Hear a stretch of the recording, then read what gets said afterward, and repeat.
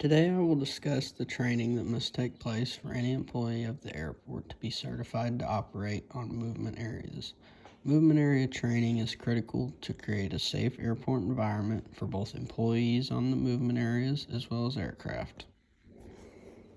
The airport pavement is divided into two categories, movement and non-movement areas. We will be focusing on the movement area, which is all pavement that is under the control of ground control. This area is typically made up of taxiways and runways across the airfield. These areas require clearance from ground control prior to entering. Although this training is based on movement areas, you must also have an understanding of non-movement areas. Non-movement areas on the airfield are not controlled by air traffic control and therefore can be operated on by people that do not have movement area driving privileges. This area can also be operated on by aircraft, so you must use extreme caution while traversing non-movement areas. Non-movement areas normally consist of terminal and FBO ramps that are used for aircraft storage and parking. Movement area boundaries are important to identify on the airfield. They are denoted by a solid line and a broken line that run parallel to each other for the length of the boundary. The solid line indicates the non-movement side. You are not allowed to cross this solid line without clearance. The broken line denotes the side of the movement area. Before being allowed to operate on the movement area, you are required to possess 5 things. First, you must have an appropriate authorization from air traffic control.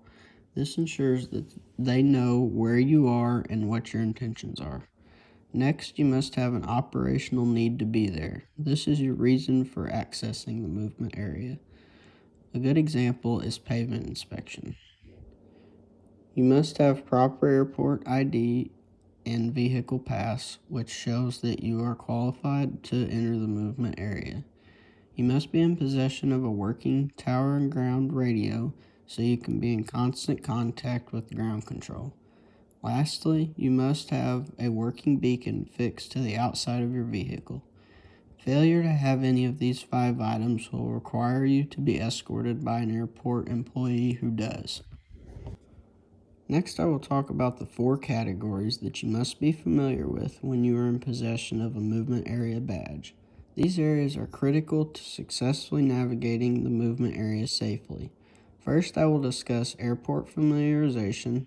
Next will be airport markings, then airport signage, and finally airport lighting. Airport familiarization is very important so that you understand where you are going on the airport and can follow ground control's directions to the best of your ability.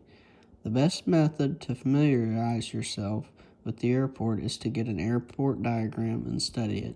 An airport diagram is a graphical representation of all taxiways, runways, and ramps located on the airport. You can also learn the airport by riding along with experienced staff while in the movement area. Airports consist of pavement, which is usually covered in markings. These markings are painted, most often in yellow, black, or white, to give guidance to the operator on the airfield.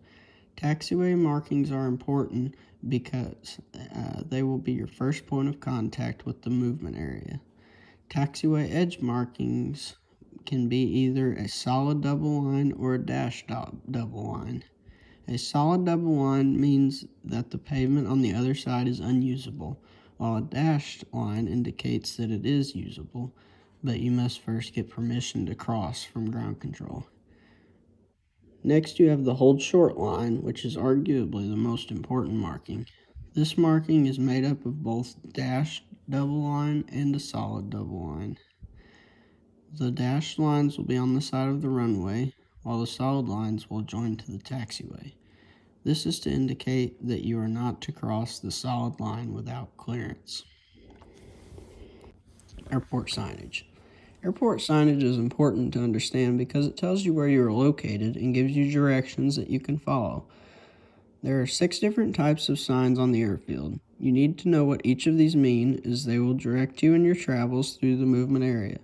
First, mandatory signs have a red background with white letters and denote an entrance to a runway or areas that aircraft are prohibited from entering.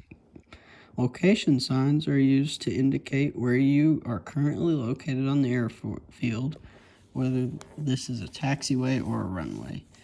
These have a black background with yellow lettering.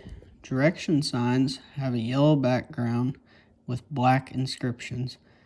They indicate in which direction a taxiway or runway is located.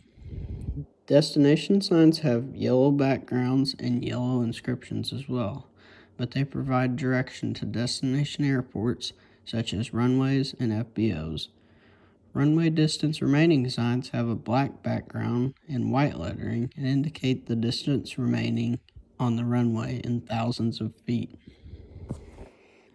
Airport lighting consists of different color lights that denote different areas on the airport.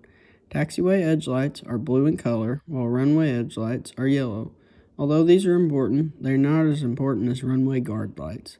These denote the entrance to a runway from a taxiway or other runway. The purpose of the runway guard lights are to prevent accidental runway incursions in limited visibility situations, such as nighttime. These lights consist of two alternating yellow lights to warn of an active runway.